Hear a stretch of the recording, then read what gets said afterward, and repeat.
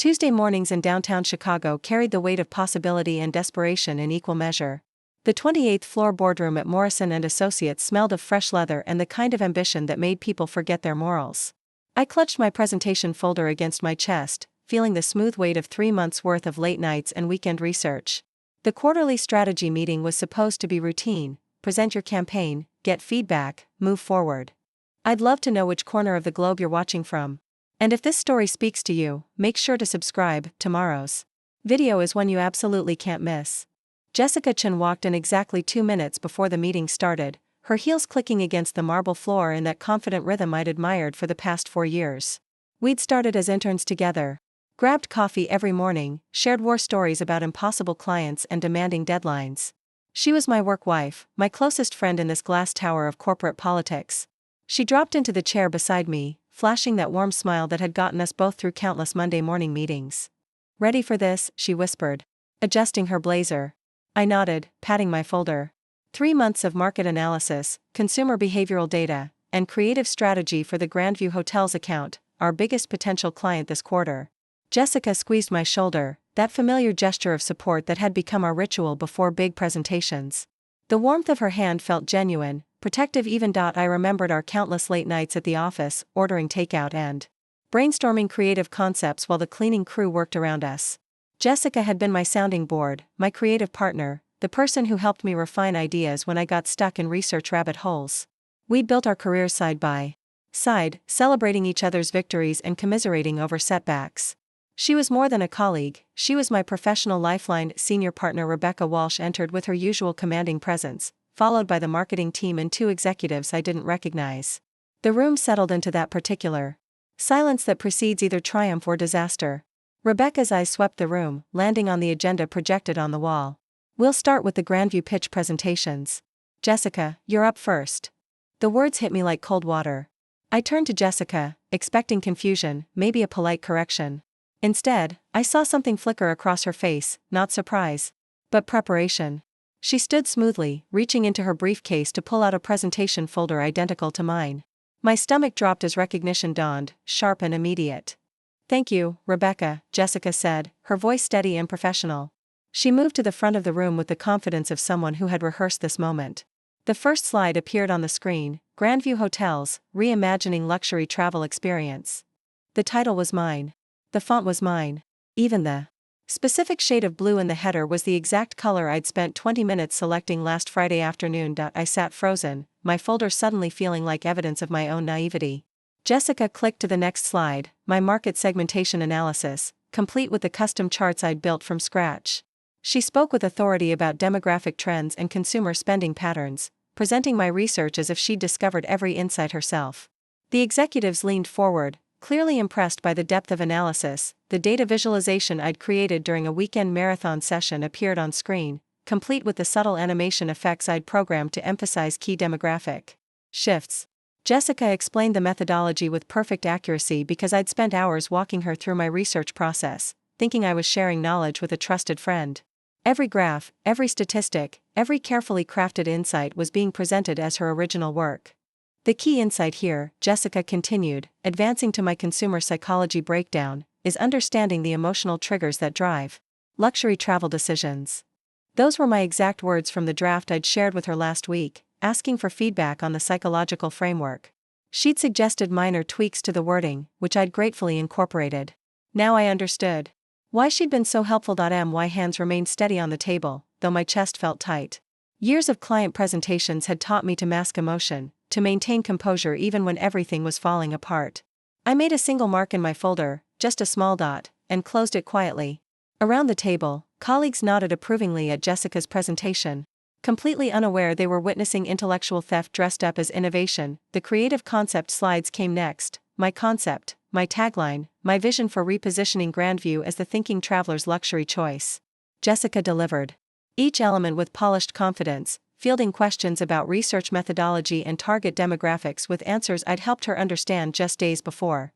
She'd studied not just my work, but my reasoning, my process, everything that made the strategy coherent and compelling. She even used the personal anecdote I'd shared about my grandmother's travel journals, weaving it into the brand narrative, as if it were her own family story. The intimate detail that had taken me weeks to decide whether to include was now part of her presentation, delivered with the kind of emotional authenticity that made clients feel personally connected to the strategy. Rebecca Walsh's approval was visible in her posture, the way she leaned back in her chair with satisfaction. "This is exactly the kind of strategic thinking Grandview needs," she said as Jessica concluded. "Comprehensive, insightful, and clearly executable. Well done." The praise I'd worked 3 months to earn was flowing to someone else, and I was expected to sit there and smile. As Jessica returned to her seat, she caught my eye with a look I couldn't quite read. Not guilt, not triumph, but something more calculating, as if she was measuring my reaction for future reference. I gave her a small nod, the kind colleagues exchange after a strong presentation. Inside, I was already several moves ahead, thinking through implications and options with the clarity that comes from shock. "Excellent work, Jessica," Rebecca continued. "I'd like you to lead the Grandview account. Put together your team and prepare for the client pitch next Friday." Jessica accepted graciously, mentioning how excited she was to bring the vision to life. The meeting moved on to other business, quarterly reviews and budget approvals, but I heard none of it.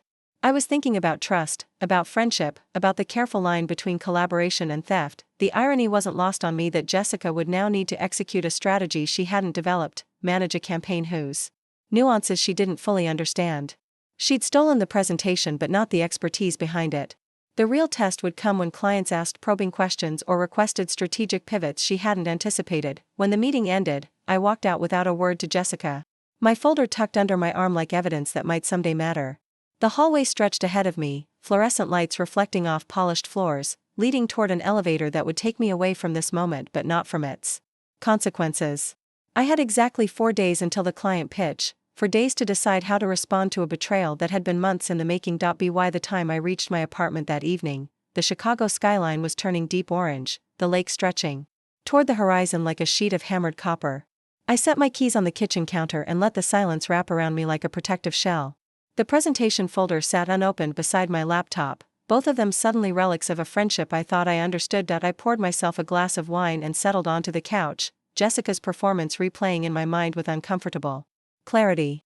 The way she delivered my consumer psychology insights, the confidence with which she discussed research methodology she hadn't conducted, the smooth transition between slides she'd never built. It had been flawless because she'd had weeks to practice with stolen material. The apartment felt different now, as if Jessica's betrayal had somehow contaminated the space where I'd created the work she'd stolen. I'd spent countless evenings here, laptop balanced on my knees, surrounded by research printouts and empty coffee cups, building the strategy that would define my career.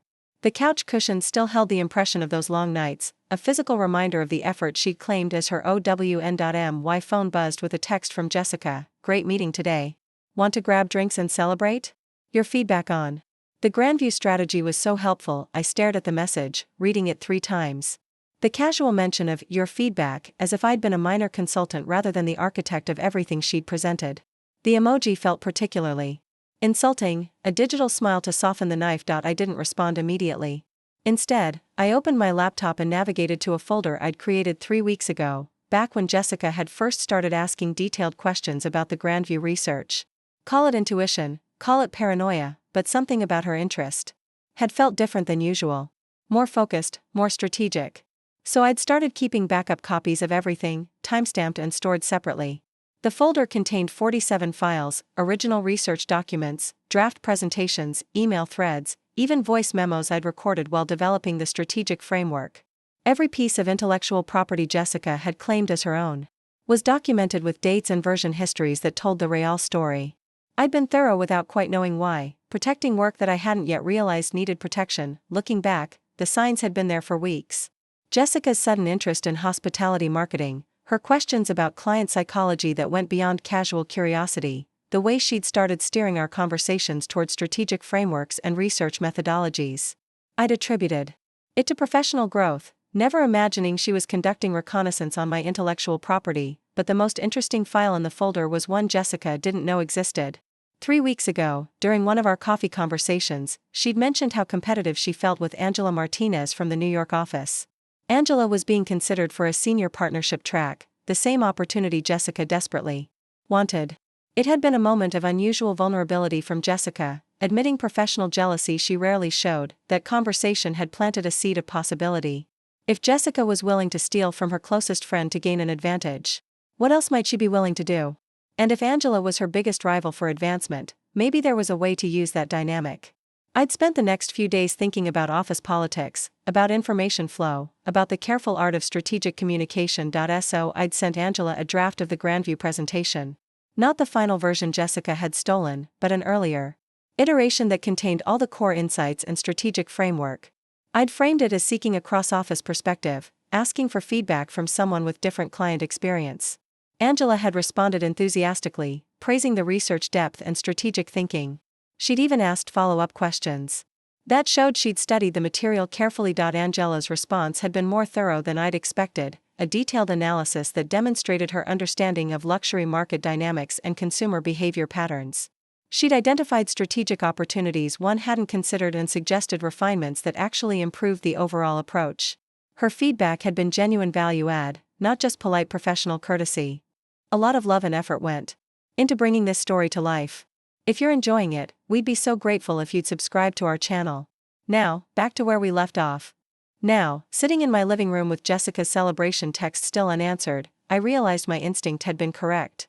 The backup plan I'd put in motion without fully understanding its purpose was about to become the most important decision I'd made all year. I opened my email and scrolled to Angela's response from 2 weeks ago, her detailed feedback on the presentation that Jessica was now claiming as original work. Angela's email was thorough and insightful, but more importantly, it was dated. Timestamped. Evidence that she'd seen the core strategy weeks before Jessica's presentation. I forwarded the email thread to my personal account, creating another layer of documentation. Then I crafted a careful response to Jessica's text. Congrats on the presentation. Let's catch up later this week. Neutral, supportive, buying time to plan my next move. The evening light faded outside my windows as I compiled everything into a comprehensive file: the original research, the development timeline, Jessica's feedback requests, Angela's detailed response, and the obvious parallels between my work and Jessica's presentation. It wasn't just evidence of theft, it was a complete paper trail showing premeditation and systematic deception. My cat Oliver jumped onto the couch beside me, purring as he settled against my leg. I scratched behind his ears, feeling some of the tension leave my shoulders. She thinks I'm just going to roll over, I whispered to him. His green eyes regarded me with feline wisdom, as if he understood that some battles required patience and strategy rather than immediate confrontation.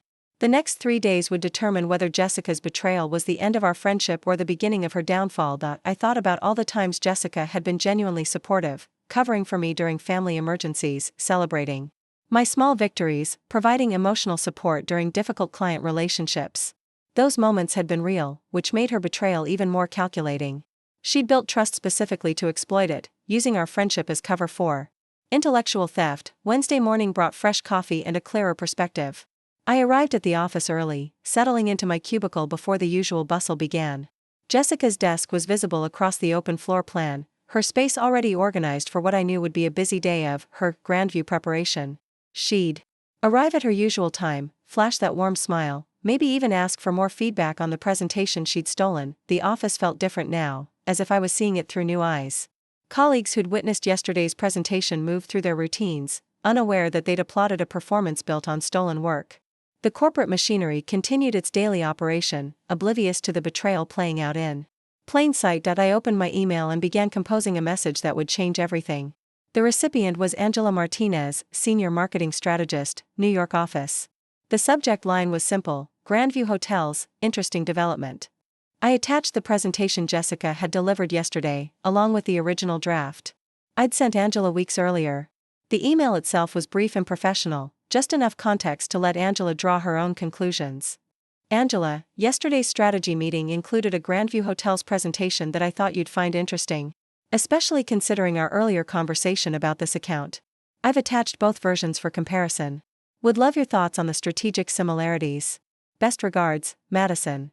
I read it twice, checking for tone and implications. Professional curiosity, not accusation. A colleague sharing interesting information, not a whistleblower demanding justice. I clicked send and felt something shift in my chest, like a weight finally settling into place. The message would arrive during Angela's morning coffee, giving her time to review both presentations before the workday fully began. Angela was sharp, politically savvy, and ambitious enough to recognize an opportunity when she saw one.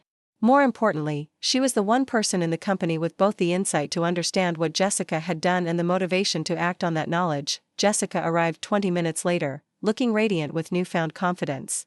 She stopped by my desk with 2 coffee cups, a peace offering I recognized as guilt disguised as friendship. "Thought you might need caffeine after yesterday's marathon meeting," she said, setting the cup down beside my keyboard. Her smile was warm, genuine looking, the same expression that had gotten us through 4 years of workplace challenges. The coffee was my usual order, medium roast with a splash of oat milk, which meant she'd either remembered my preferences or made a calculated effort to appear thoughtful. Either way, it felt like a small bribe, an offering to smooth over whatever guilt she might be feeling about her theft. I accepted it graciously, noting how she lingered beside my desk as if waiting for absolution I had no intention of providing. "Thanks," I replied, accepting the coffee with apparent gratitude. "That was quite a presentation yesterday. Really impressive work." The words tasted bitter, but they served their purpose. Jessica's face lit up with pride, the validation she'd been seeking since walking out of that boardroom. She had no idea she was celebrating on borrowed time, that her triumph was already unraveling 3 time zones away. "I'm honestly still processing it all," she said, leaning against my desk partition. "When Rebecca assigned me the account, I just felt this incredible rush of validation, you know? Like all those late nights and weekend brainstorming sessions finally paid off." The irony was breathtaking. She was describing my late nights and weekend sessions, the work she'd observed from the sidelines before deciding to claim it as her own. We chatted for a few minutes about weekend plans and office gossip, the comfortable routine of workplace friendship. Jessica mentioned her excitement about leading the Grandview account, the opportunities it would create for career advancement. Every word reinforced what I already knew. She'd calculated the theft carefully, weighing friendship against ambition and choosing herself without hesitation. She even had the audacity to ask for my thoughts on team composition, wondering if I'd be interested in joining her project team. The offer was presented as generous inclusion, a chance for me to contribute to the success of my own stolen work under her leadership. I demurred politely, citing other project commitments, while internally marveling at her capacity for self-deception. The morning passed quietly, Jessica buried in preparation work while I focused on other projects. But my attention kept drifting to my phone, waiting for the response I knew would come. Angela was thorough and decisive, the kind of person who acted quickly once she understood the stakes.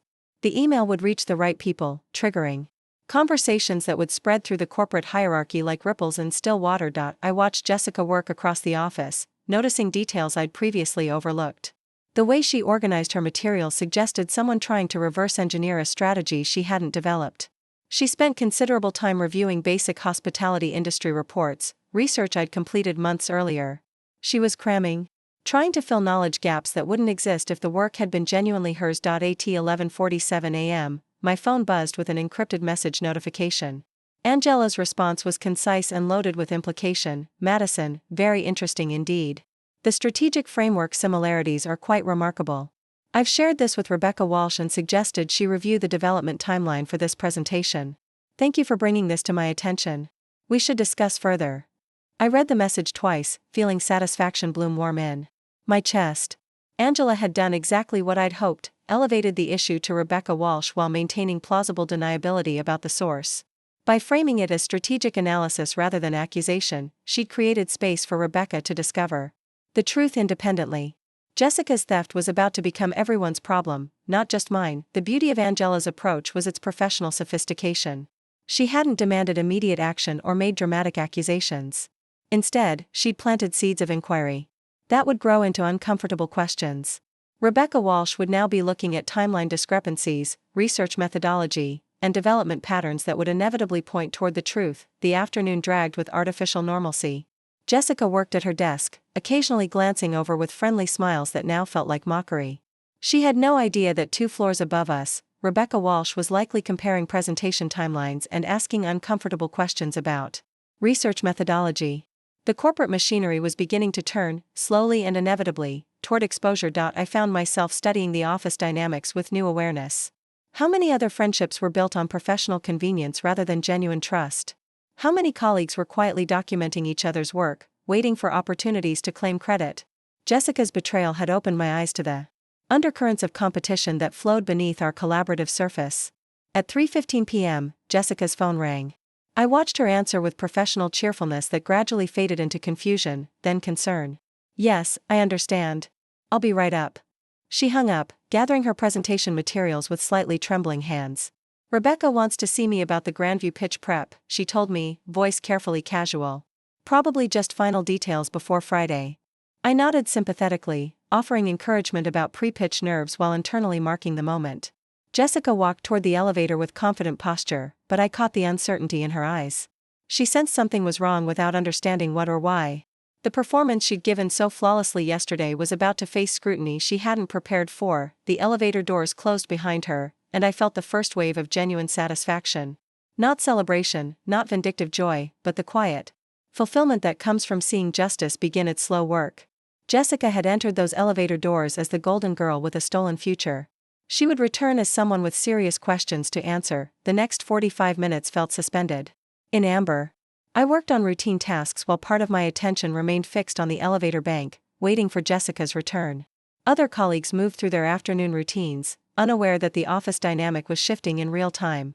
The theft that had seemed so perfect yesterday was unraveling under the weight of its own contradictions. I imagined the conversation taking place 28 floors above me. Rebecca Walsh reviewing timelines, comparing research methodologies, asking pointed questions about source materials and development processes.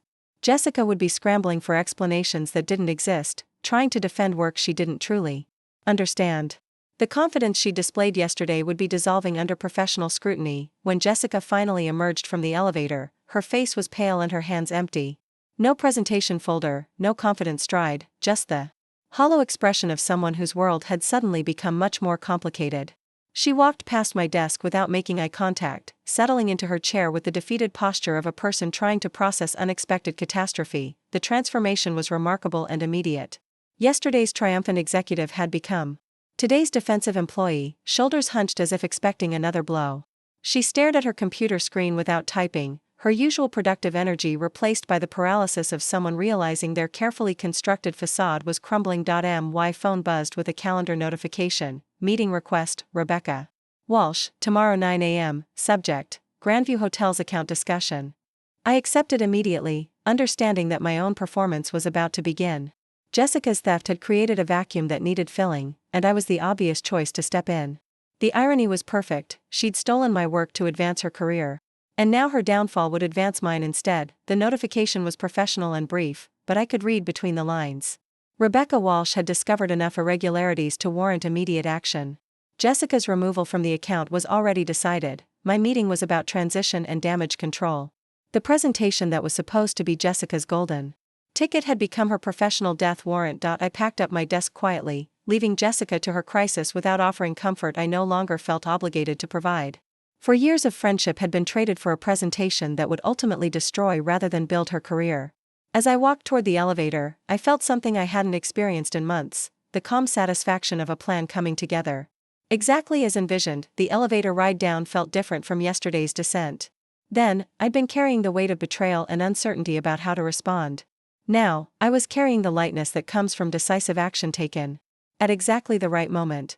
The city outside looked brighter, sharper, as if Jessica's downfall had somehow improved the clarity of everything around me. Thursday morning brought news that spread through the office like wildfire. Jessica Chen had been placed on administrative leave pending investigation into intellectual property concerns. The Grandview account had been reassigned to a new team lead, me.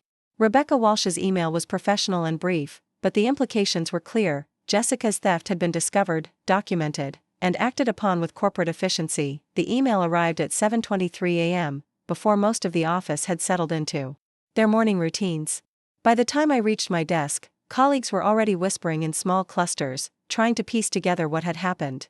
Jessica's absence was conspicuous, her desk cleared of personal items, her computer access revoked, her corporate future ended with the kind of swift precision that large organizations deployed when legal liability was involved. I accepted the promotion with appropriate humility, expressing gratitude for the opportunity while internally celebrating the vindication. The presentation I'd spent 3 months developing would finally be delivered by its rightful author. More importantly, the friend who'd betrayed me had learned that some actions carry consequences beyond what ambition can calculate. Rebecca Walsh's follow-up meeting was brief and to the point. The investigation had revealed clear evidence of intellectual property theft, including timestamped documents that proved the presentation's actual authorship. Jessica's explanation had been unconvincing and contradictory, further confirming what the evidence already demonstrated. The company was moving quickly to contain potential legal exposure while ensuring client relationships remained intact. "We need to rebuild trust with Grandview Hotels," Rebecca explained, her tone matter-of-fact, rather than apologetic. "They've been informed of the situation and are understandably concerned about the integrity of our strategic development process. Your track record and obvious familiarity with the account make you the natural choice to lead the recovery effort." The Friday afternoon client presentation became a moment of professional redemption. I delivered my strategic framework with the confidence that comes from genuine expertise, answering client questions with insights earned through months of careful research. The Grandview executives were impressed not just by the presentation content, but by the authenticity of my responses, the depth of understanding that only comes from actually developing the work being presented. During the Q&A session, one executive asked about recent personnel changes, clearly referring to Jessica's sudden absence.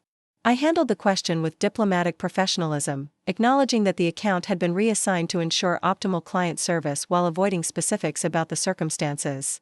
The client seemed satisfied with the explanation and, more importantly, convinced that their account was in capable hands. The executives were impressed, the account was won, and my career trajectory shifted permanently upward. Jessica's theft had backfired completely, destroying her advancement while accelerating mine. The presentation she'd stolen to climb the corporate ladder had instead become the ladder that lifted me past her former position. Monday morning brought a different kind of coffee conversation. Angela Martinez had flown in from New York for strategic planning meetings, and we met at the lobby cafe before the workday began. "That was well played," she said simply, stirring her latte with knowing appreciation. Sometimes friendship requires tough love, even when the friend doesn't understand it yet. Angela's directness was refreshing after days of office whispers and careful corporate language. She understood the calculation behind my actions without requiring explanation or justification. In her world of senior-level office politics, strategic maneuvering was simply another professional skill, like presentation design or client relationship management. "I learned something important about documentation," I replied, sipping my coffee. "Trust, but verify. Even with friends." Angela nodded, sharing her own stories of workplace betrayals and the lessons they'd taught about professional relationships. Her mentorship felt genuine, built on mutual respect rather than the competitive friendship I'd shared with Jessica. I nodded, thinking about trust and consequences, about the careful balance between loyalty and self-protection. Jessica had taught me an important lesson about workplace relationships: kindness shouldn't be mistaken for weakness, and friendship doesn't excuse betrayal. The presentation she'd stolen had become the instrument of her own downfall, a perfect example of poetic justice in corporate form. The conversation revealed how Jessica's downfall had rippled through the company's senior management. Her theft wasn't just a personal betrayal, it was a violation of corporate intellectual property policies that could have exposed the firm to client lawsuits and regulatory scrutiny. By acting quickly and decisively, Rebecca Walsh had protected the company's reputation while demonstrating that such behavior wouldn't be tolerated at any level. 3 weeks later, I heard through office gossip that Jessica had found a position with a smaller firm across town. No reference from Morrison and Associates, no glowing recommendations, just the quiet exit that follows professional disgrace. Her desk sat empty for days before being quietly reassigned, a reminder that careers built on stolen foundations rarely survive long-term scrutiny. The new hire who eventually claimed Jessica's workspace was a recent graduate, eager and genuinely collaborative. Working with her reminded me what healthy professional relationships looked like, built on actual mutual support rather than competitive calculation. The contrast made Jessica's betrayal seem even more calculated and unnecessary. The Grandview campaign exceeded client expectations, earning industry recognition and establishing my reputation as a strategic thinker worth watching. Angela Martinez became a valuable mentor and eventual collaborator on larger accounts. Rebecca Walsh began including me in senior-level discussions about office expansion and new business development. Jessica's betrayal had inadvertently opened doors I might never have accessed otherwise. The industry recognition came in the form of a Marketing Excellence Award for Innovative Hospitality Campaign Development. Standing on the stage accepting the award, I thought about the journey that had brought me there, the late nights of research, the careful documentation, the moment of betrayal, and the strategic response that had transformed personal crisis into professional triumph. Saturday afternoon found me in Millennium Park, watching tourists take selfies with the Cloud Gate sculpture while I sat on a bench enjoying genuine leisure time. The city moved around me with its usual energy, but my world felt calmer, more secure.